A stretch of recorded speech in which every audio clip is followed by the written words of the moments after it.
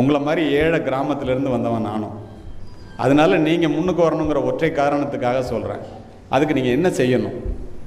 நீ என்னவாக வேண்டும் என்று நினைக்கிறாயோ அதுவாகவே ஆகிவிடுவாய். சொல்கிறது விவேகானந்தர். நீ என்ன ஆகணும்னு நினைக்கிறியோ அதுவாகவே ஆகிடுவேன்.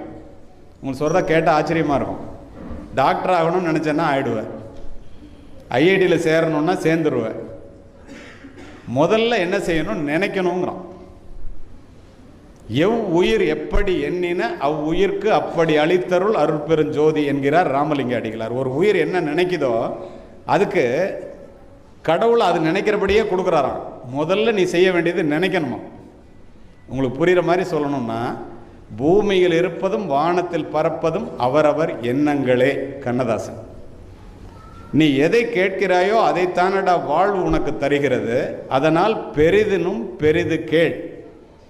நீ என்ன கேட்குறியோ அதை தாண்டா கடவுள் தராரு உனக்கு. இந்த உலகம் உனக்கு தருது. அதனால் நீ கேட்குறத பெருசாக கேளு.